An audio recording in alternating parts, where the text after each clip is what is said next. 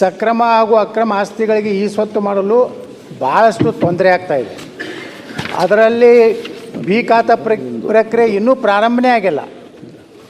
ಅಲ್ಲದೆ ಈ ಸ್ವತ್ತು ಮತ್ತು ಬಿ ಖಾತಾ ಪಡೆಯುವ ಆಸ್ತಿದಾರರ ಪ್ರಯತ್ನಕ್ಕೆ ಸಾಕಷ್ಟು ಜನ ಇವತ್ತು ಗ್ರಾಮ ಪಂಚಾಯತ್ ಹೋಗ್ತಾರೆ, ಅವರಿಗೆ ಅಲ್ಲಿ ಸರಿಯಾದಂಥ ಈ ಸ್ವತ್ತು ಮತ್ತು ಬಿ ಖಾತಾ ಸಿಗ್ತಾ ಇಲ್ಲ. ಅದ್ರ ಜೊತೆಗೆ ಮೊದಲೇನಿತ್ತಂದ್ರೆ ಅಧ್ಯಕ್ಷರೇ, ಈ ಕಂದಾಯ ಇಲಾಖೆದವರು ಭೂಮಿ ಕೇಂದ್ರದಲ್ಲಿ ಅರ್ಜಿ ಸಲ್ಲಿಸಿದ ಮೇಲೆ ಸರ್ವೆ ಇಲಾಖೆಯಿಂದ ನಕ್ಷೆ ಸಿದ್ಧಪಡಿಸಿ ಬಳಿಕ ಗ್ರಾಮ ಪಂಚಾಯತಿ ಹೋಗ್ತಾಯಿತ್ತು.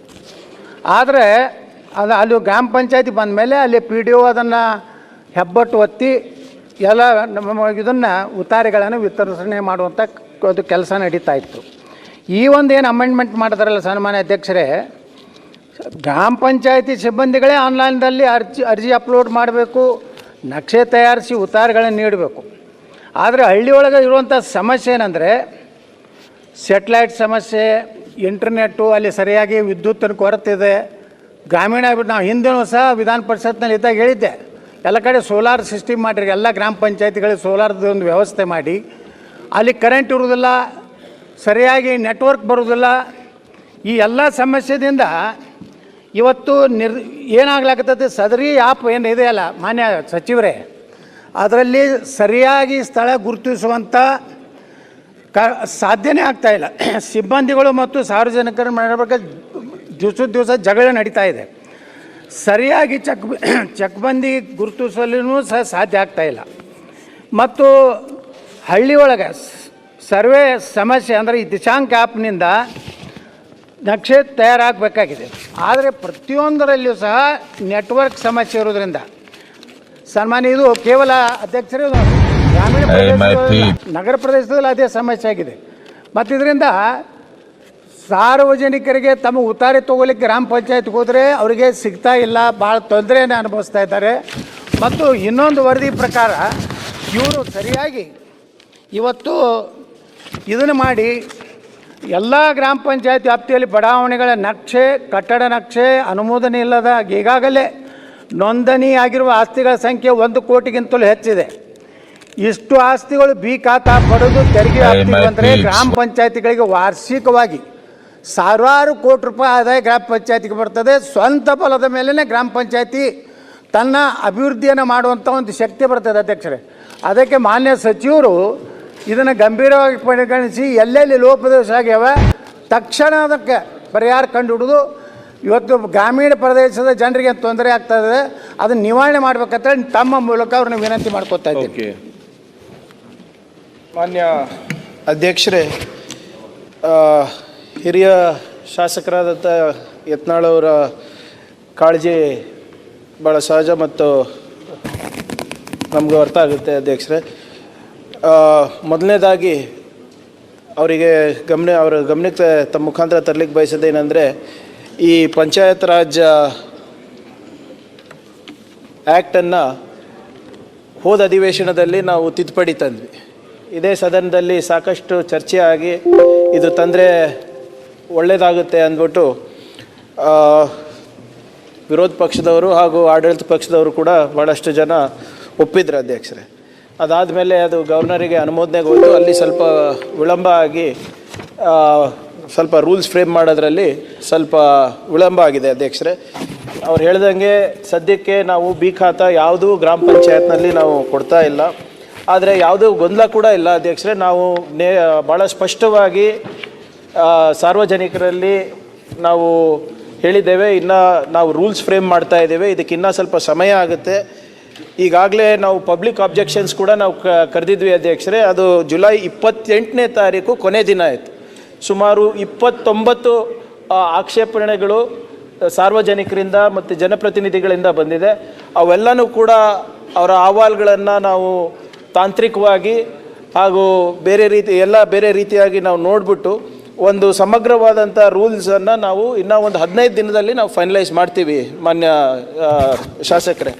ಅದಾದಮೇಲೆ ತಾಂತ್ರಿಕವಾಗಿ ಕೂಡ ಈಗ ಮೊನ್ನೆ ಈ ಖಾತಾದು ಸ್ವಲ್ಪ ಗೊಂದಲ ಆಗ್ತಾಯಿದೆ ಅಧ್ಯಕ್ಷರೇ. ಯಾಕಂದರೆ ಸರ್ವರ್ ಸರಿಯಾಗಿ ನಾವು ಅಂದರೆ ಟೆಕ್ನಿಕಲಿ ನಾವು ಡೇಟಾಬೇಸನ್ನು ಸರಿಯಾಗಿ ಅಪ್ಡೇಟ್ ಮಾಡಿಲ್ಲ ಅಂದ್ಬಿಟ್ಟು, ಸೊ ನಾವು NIC ಅವ್ರ ಜೊತೆನೂ ಕೂಡ ನಾವು ಮಾತನಾಡಿ ನಮಗೆ ಎಷ್ಟು ಜಾಗ ಬೇಕಾಗ್ತದೆ ಮತ್ತು ತಾಂತ್ರಿಕವಾಗಿ ನಾವು ಏನೇನು ಸಿದ್ಧಪಡಿಸ್ಬೇಕು ಇದಕ್ಕೋಸ್ಕರ. ಯಾಕೆಂದರೆ ಒಮ್ಮೆಲೆ ಯತ್ನಾಳ್ ಸಾಹೇಬ್ರು ಹೇಳ್ದಂಗೆ ಲಕ್ಷಾಂತರ ಜನ ಇದಕ್ಕೆ ಬಂದ್ಬಿಡ್ತಾರೆ. So we have to be digitally also equipped.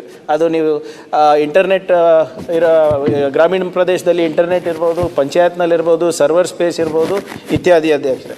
So ಅದಕ್ಕೂ ಕೂಡ ನಮಗೆ ಮಾಡಲಿಕ್ಕೆ ಒಂದು ತಿಂಗಳು ಆಗ್ಬೋದು ಅಧ್ಯಕ್ಷರೇ.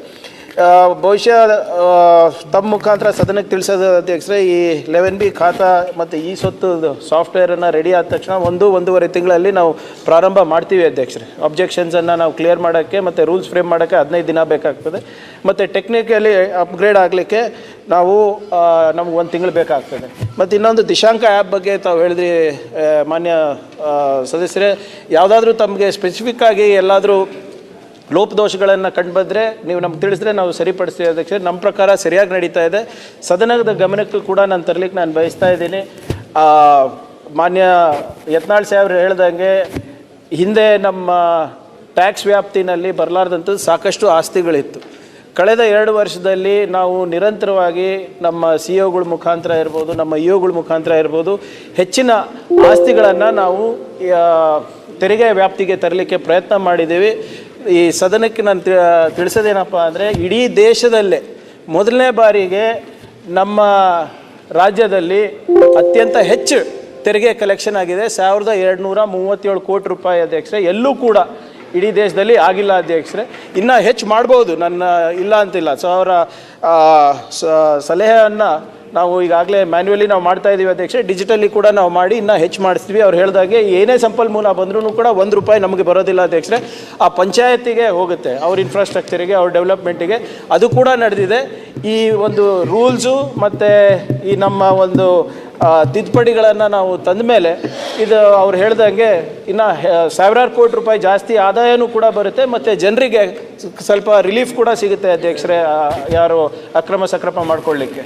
ಆದ್ದರಿಂದ ನಮಗೆ 1.5 ತಿಂಗಳು ಕಾಲಾವಕಾಶ ಬೇಕಾಗ್ತದೆ ಅಧ್ಯಕ್ಷರೇ. ಇದಕ್ಕೆ ನಾವು ಬದ್ಧರಾಗಿದ್ದೇವೆ ಅಧ್ಯಕ್ಷರೇ. ಈಗ ಈ ಕಾಯ್ದೆಯಲ್ಲಿ ಗ್ರಾಮ ಠಾಣೆ ವ್ಯಾಪ್ತಿಯಲ್ಲಿ ಬರುವಂಥ ನಿವೇಶನಗಳಿಗೆ, ಕಟ್ಟಡಗಳಿಗೆ ಬಿ ಖಾತಾ, ಈ ಸ್ವತ್ತು ಅವಕಾಶ ಇದರಲ್ಲಿ ಇಲ್ಲ.